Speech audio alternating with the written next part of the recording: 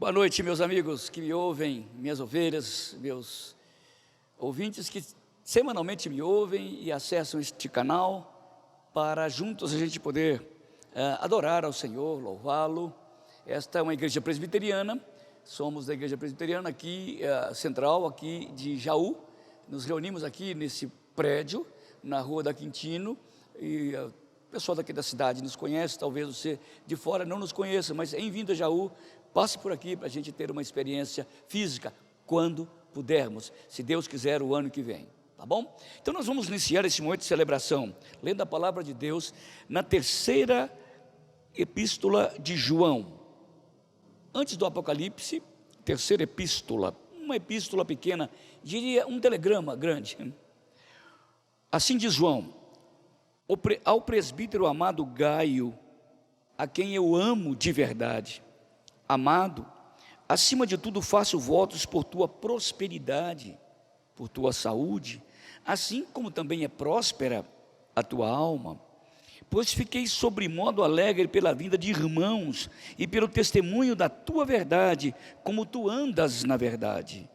Não tenho maior alegria do que esta, a de ouvir que meus filhos andam na verdade. Um texto com toda a efusão, a emoção de João. João era típico de João. Dificilmente você ouviria Paulo escrever assim. Ele também escreve, ele também tem afeto, mas de uma outra maneira. Esse é o modo que o Espírito Santo usou a vida de João. E essa carta aqui é sagrada, tanto quanto qualquer outro livro.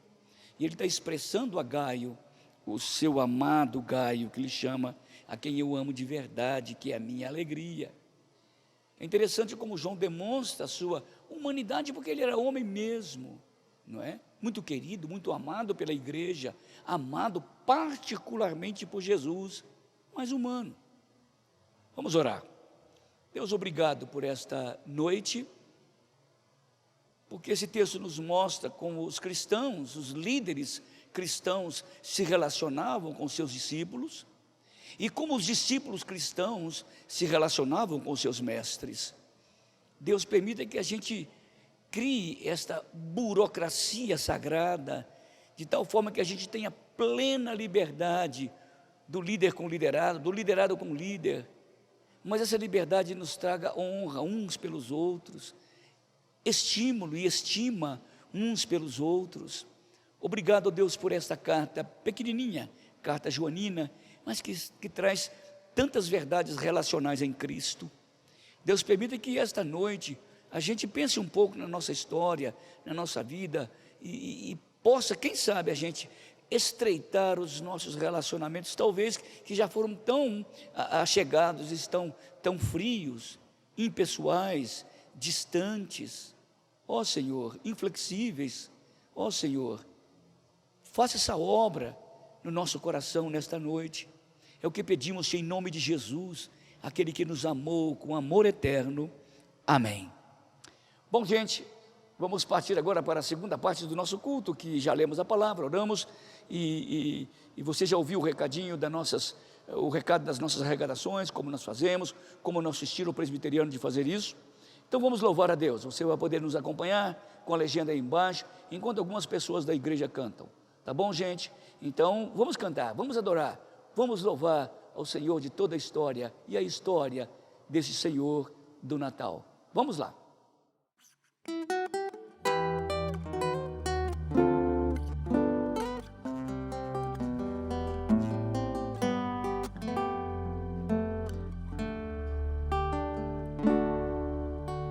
Vem o Senhor minha vida oferecer como oferta de amor e sacrifício. Quero, Senhor, minha vida a Ti entregar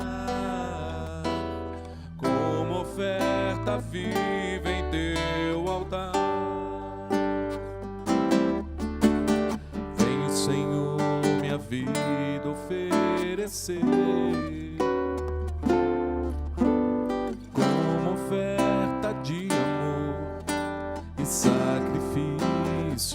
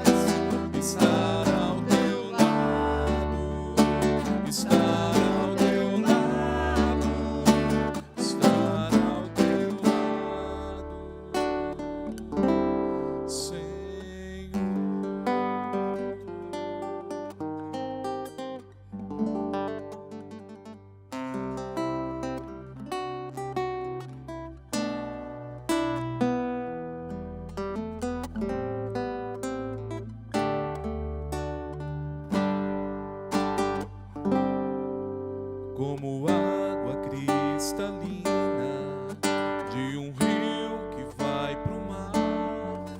A minha alma vai a ti, só pra te adorar e cantar tua bondade, meu Senhor, meu bom Jesus.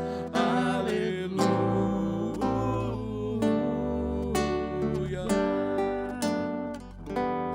Ó minha alma ao Senhor louva, assim como a relva verde na encosta da montanha, meu amor diante de ti do mesmo modo se esparrama, se apegando em tua grandeza, minha rocha, meu Jesus. Aleluia.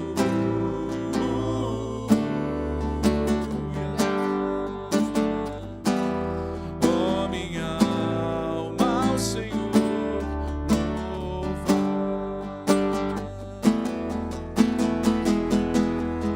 como a abelha necessita do néctar de uma flor, eu não sobreviveria longe de ti, ó meu Senhor, pois tu és o meu auxílio, minha vida e minha paz.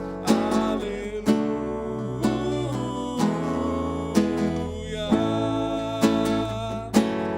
Ó minha alma ao Senhor louvai. Aleluia.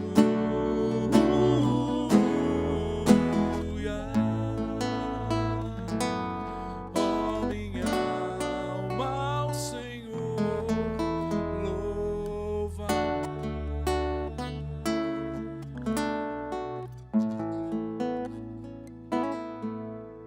Ô gente, agora estamos falando para os membros da igreja. Nossa igreja continua em pé, trabalhando, e você pode continuar contribuindo como está fazendo agora. Se você não contribui, poderá começar agora você, membro dessa igreja. Olha aí o telefone que estamos colocando, o telefone fixo, as mídias de comunicação, onde você pode entrar em contato conosco. Entre em contato conosco. Você que é da igreja, está acostumado a fazer isso, olha o número aí, alguém vai te atender. E vai pegar aí na sua casa, e você vai trazer aqui para a gente, para a igreja, e a igreja vai continuar a fazer esse grande movimento social e espiritual para você. Contribua. Deus ama ao que dá com alegria, tá bom? Deus te abençoe. Bom, gente, já ouvimos os cânticos e cantamos, a leitura da Bíblia, a palavra, e agora eu quero meditar com vocês na carta de Paulo aos Romanos, capítulo 16, a partir do verso 3. É um texto curioso, muito curioso, diferente dos textos normais de Paulo, mas é o velho Paulo escrevendo. Romanos capítulo 16, versículo 3 em diante. Olha como é curioso Paulo falar destas coisas que a gente nem imagina. Paulo está dizendo ao terminar a sua carta à igreja de Roma: saudai Priscila e Áquila, meus cooperadores em Cristo Jesus, os quais na minha vida arriscaram a sua própria cabeça, e isso lhes agradeço, não somente eu, mas também todas as igrejas dos gentios. Saudai igualmente a igreja que se reúne na casa deles. Saudai o meu querido Epêneto, primícia na Ásia em Cristo. Saudai Maria, que muito trabalhou por vós. Saudai Andrônico e Júnias, meus parentes e companheiros de prisão, os quais são notáveis entre os apóstolos e estavam em Cristo antes de mim. Saudai Amplieto, meu dileto amigo no Senhor. Saudai Urbano, que é o nosso cooperador em Cristo, e também o meu amado Eustaques.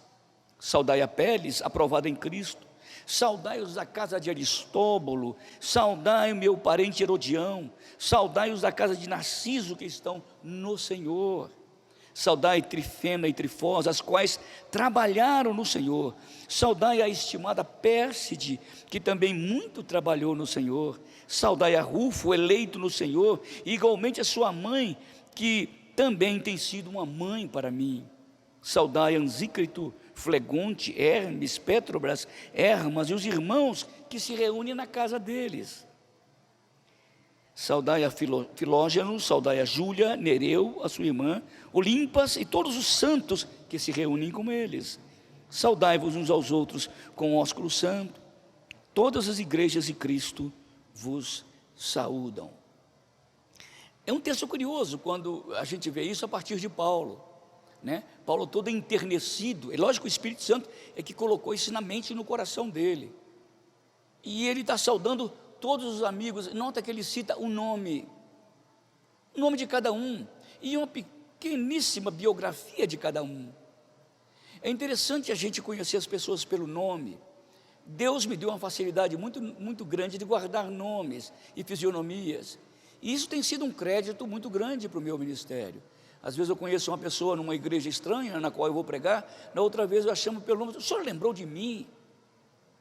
Ainda há pouco tempo eu estive numa igreja muito grande, me encontrei com um senhor chamado Hernani.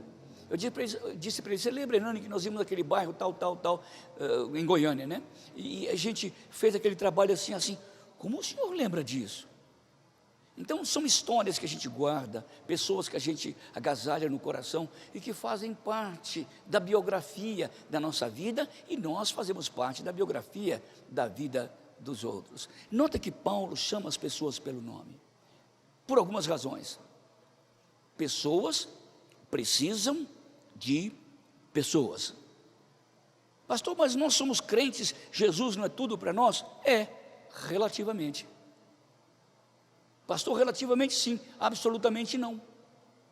Se Jesus fosse tudo para mim, eu teria casado com ele, não com a Neidinha.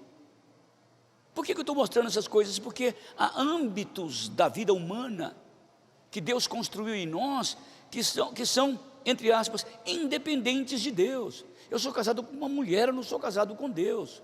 Eu sou casado com uma mulher no Senhor. Então, se Jesus quisesse ser tudo por nós, ele deixaria Adão com autossuficiência. O gênero masculino satisfaria ele mesmo em todas as suas circunstâncias psíquicas, emocionais, sociais, psicológicas, sexuais, libidinais. Se Deus fez a Eva para o Adão e o Adão para a Eva, porque é mútuo, se ele fez assim, é porque o ser humano precisa de ser humano. Pessoas precisam de pessoas. Olha o que Paulo está falando aqui. Paulo está dizendo: se não fosse esse pessoal no meu ministério, o que seria de mim? Olha as igrejas reunidas na casa deles. Quantas igrejas reunidas nas casas? Aliás, é uma coisa que os protestantes precisam quebrar. Um ídolo que o protestante precisa quebrar: o ídolo do templo. Nós precisamos de quebrar algumas coisas dentro do protestantismo. Precisamos de quebrar o sinagogismo, ou isto é, o templismo. Precisamos de quebrar o domingo. Pastor, mas domingo não é um dia sagrado. É, mas como todo outro, porque nós nos recolhemos espiritualmente no domingo. Precisamos de quebrar essas coisas, e precisamos de quebrar o episcopismo, isto é, o pastor, se não estiver na igreja, nós não precisamos de ir. Primeiro é que tem que ir à igreja, que não tem que ir à igreja. Não estou dizendo que você não tem que vir à igreja, não precisa de vir a esse templo. E segundo é que não precisa ser tecnicamente um episcopo, um presbítero, um pastor. Qualquer irmão da igreja cheio da palavra do Espírito Santo pode pregar, porque são pessoas. E precisamos de quebrar também o dominismo. Se eu falar, porque eu quero uma reunião de qualquer grupo da igreja na semana, não tem problema. Mas se eu não for no culto, sobretudo no culto à noite da igreja presbiteriana de Israel, eu estou em pecado. Isso se chama sinagogismo. Pessoas não precisam de lugar, pessoas precisam de pessoas. Como terapeuta, eu tenho observado algumas coisas. Primeiro sinal de uma depressão, é quando você não quer ficar perto de grupos grandes, porque são pessoas. Afora os estresses pós-traumáticos, as fobias, olhando de um caso de depressão. Quando uma pessoa não quer ficar no meio de muitas pessoas, é um sinal, né, característico de depressão. Depois, essa pessoa vai para dentro da casa. ela só quer se relacionar com as pessoas dentro de casa. Mas com a medida em que os neurotransmissores vão se enfraquecendo e a bioquímica vai perdendo o seu vigor no cérebro dela, ela começa também agora não querer ficar com as pessoas da casa. E então ela escolhe uma pessoa para ficar com ela. Aí daí a pouco também ela não vai ficar com essa pessoa. Sabe onde ela vai parar? Onde todo depressivo vai parar, dentro de um quarto sozinho. Esse é o caminho lento, mas implacável da depressão, se não for cuidada. Sabe por quê? Porque alguma coisa está anômala, alguma coisa está errada na alma, no coração, na mente, nos neurotransmissores desta pessoa. De tal forma que pessoas estão fazendo mal para pessoas, e quando pessoas fazem mal para as pessoas, a pessoa que se sente mal está mal, muito mal. Olha Paulo falando aqui. Olha essa gente toda que acompanhava Paulo, como ele precisava dessas pessoas, precisava de colegas para ajudar na igreja, precisava de líderes para ajudar na igreja, precisava de mães postiças, ele chama aqui uma de como se fosse minha mãe, porque Paulo sabe que mãe é pessoa, colega de ministério é pessoa, presbítero é pessoa, pastor, irmãos, amigos, os menorzinhos da igreja, os mais humildes, os mais abastados, são pessoas. Nota quantas vezes Paulo fala as pessoas que estão ajudando a igreja de Cristo na sua casa. Pessoas precisam de pessoas e pessoas precisam se reunir. Não fala só no aspecto social, que é importantíssimo, e psicológico, mas as pessoas precisam se reunir como pessoas, em grupo de pessoas salvas e redimidas. Por isso que sinagogismo é uma coisa perigosa, porque você veio na sinagoga ou no templo da Quintino no domingo, satisfez os seus anseios, colocou a sua compra no carrinho do supermercado, vai levar para casa, mas não teve com pessoas, você fez um culto egoísta. Logo no começo dessa segunda temporada, quando cheguei aqui, eu pedi às pessoas para se abraçarem, eles ficaram muito assustados no começo. Eles não entendiam que a igreja é de pessoas, que não tem só alma, não são fantasmas ambulantes dentro da igreja, são pessoas que têm sentimento e que têm corpo, e que o corpo físico, a fisiologia humana faz parte do homem, e quando tocamos e quando abraçamos, nós abençoamos. É verdade ou não é? Olha o quanto que você precisa de pessoas agora, talvez não soubesse. Olha como você talvez pensasse que aquilo fosse apenas um requinte litúrgico do pastor, uma modernidade do pastor. Nota agora, como você precisa de pessoas, e muitas vezes você nem viu pessoas como pessoas dentro da igreja. Paulo sabia disso. Paulo não perdia a oportunidade de chamar as pessoas pelo nome, de se relacionarem com elas, e mais, de saber as suas histórias. Quantas vezes você parou para olhar para um irmão na igreja e dizer, que é a história desse irmão? E às vezes quando eu estou pregando, eu olho para o auditório, aquelas histórias vêm acontecendo na minha mente, e insights maravilhosos surgem ali. Sabe por quê?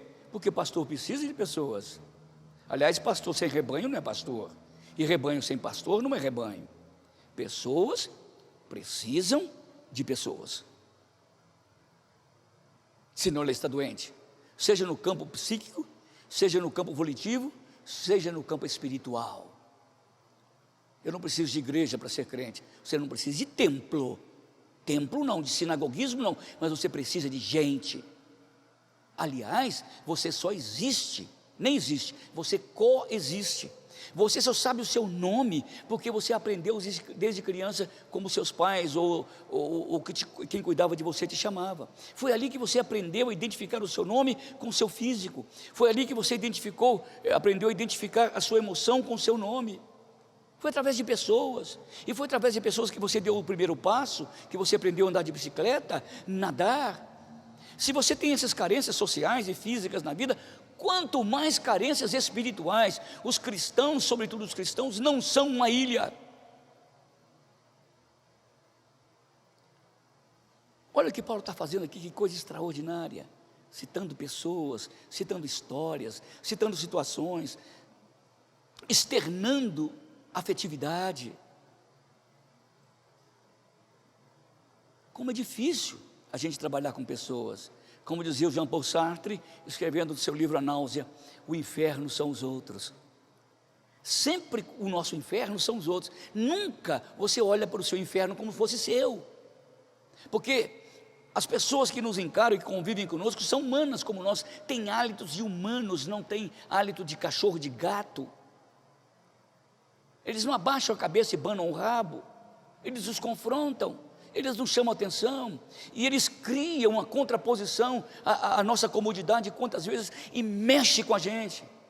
Mas é isso que nos faz grandes, se é que queremos ser, pessoas. Você só existe por causa de pessoas, você coexiste com pessoas. Isola uma criança no mato e deixa sozinho, criado por macacos. Ela vai ser humana, mas sem características de humanos. Pessoas precisam de pessoas. Olha o que Paulo diz: saudai a Apeles, aprovado em Cristo, saudai meu parente Herodião, saudai Trifena e Trifosa, que trabalhavam no Senhor. Olha, várias vezes Paulo cita o Senhor, Cristo. Por quê? Pessoas precisam de Deus. Por que você colocou pessoas precisam de pessoas? Por causa dessa falsa espiritualidade. Não existe genuína espiritualidade com Deus se não tivermos genuína espiritualidade com pessoas. Não crescemos espiritualmente, é um engodo, é uma mentira, se não crescemos com pessoas. Deus usa pessoas, e nós precisamos de Deus para nos constituirmos como igreja. Se quisermos ter uma igreja em sua casa, um grupo de oração, pequenos grupos, tem que ser com pessoas. E Deus criou a gente assim, carente de pessoas, carente do outro. Mas foi Deus que fez assim. Sem Deus não haveria, o que Paulo diz, saudai ao meu amigo Herodião, eleito no Senhor. Não haveria eleição, não haveria amor fraternal cristão, não haveria igreja na sua casa, não haveria salvação, não haveria arrependimento, não haveria perdão de pecados, porque isso é coisa de Deus. Mas Deus não trabalha na história independente do homem. Quis Deus, na sua providência e na sua concorrência, chamar pessoas como você e como eu, para que cumpra o ministério de Jesus Cristo aqui na terra. Jesus não vai mandar anjo, Ele vai mandar pessoa. Ele não vai mandar anjo para lecionar a escola dominical, pessoa. Não vai chamar anjo para pregar o evangelho, porque eles não sabem pregar, vai chamar pessoa. Deus trabalha assim. Nós precisamos de Deus para começarmos uma grande obra através das pessoas, porque pessoa precisa de pessoa precisa de Deus. Olha, quando João escreve aquela primeira carta que eu li no começo: não tem maior alegria no meu coração de saber que os meus irmãos andam na verdade. É Deus que traça a verdade, e a verdade é Cristo, a verdade é a palavra revelada, a verdade é a palavra encarnada. Mas como iremos andar na verdade se não andarmos na comunhão dos irmãos que andam na verdade? Porque as pessoas precisam de pessoas precisam da verdade. A verdade última não está no homem, não está no pastor, não está na igreja de sua casa, não está na igreja no templo. A verdade última é de Deus. Foi Deus que aprove nos chamar, foi Deus que nos elegeu, foi Deus que nos amou primeiro, foi Ele que nos congregou primeiro, foi Ele que nos ajuntou nesse ajuntamento solene. Foi Deus. A iniciativa é de Deus, mas a iniciativa é de Deus através de homens. Quis Deus fazer assim. Ele poderia ter enésimas probabilidades para fazer de outra maneira, mas Ele quis, Ele, Deus eterno, usar homens pequenos como esses amigos de Paulo, para abençoar a igreja, para abençoar esse líder. Pessoas precisam de pessoas precisam de Deus. Você pode passar um tempo inteiro de jejum e oração, e quando você chegar na igreja, você não conhece os seus irmãos, ou não busca pelo menos conhecê-los. Quantas pessoas você sabe o nome na igreja? 50? 80? 100? Em quantos nós somos? Por que estou falando isso? Porque Deus quer que nós conheçamos os nossos irmãos e saibamos as suas biografias, não para fazer fofoca, idiota, como é comum da nossa cultura jauense, mas para orarmos por eles, para interpretarmos os seus sentimentos, os seus desesperos e até seus pecados, para a gente caminhar junto. Foi Deus que fez assim.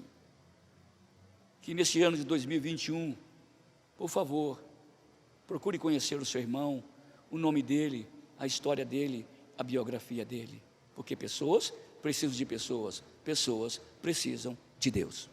Deus abençoe e que a gente tenha uma semana poderosa, uma semana relacional. Deus nos abençoe.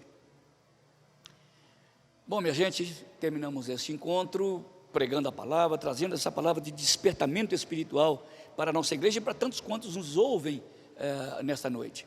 Que Deus abençoe vocês, que vocês tenham um tempo de grande fartura relacional. Pai, obrigado por esta noite, pelo tempo que passamos ouvindo a Tua palavra.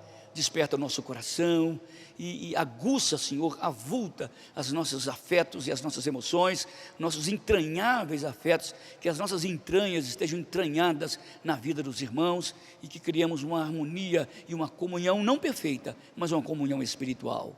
Em nome de Jesus, o Teu Filho, aquele que se comunicou em carne conosco e vive conosco na comunidade dos santos através do Espírito Santo. Em nome dEle, amém. Bom, gente, semana que vem então eu encontro com vocês, um grande abraço. Que a graça maravilhosa de Deus, o Pai, e o amor inigualável de Jesus, o Filho, e a comunhão do Espírito, o relacionamento do Espírito conosco e com os irmãos, estejam sobre nós e sobre toda a igreja que se reúne em todo lugar da face da terra, hoje e para sempre. Amém.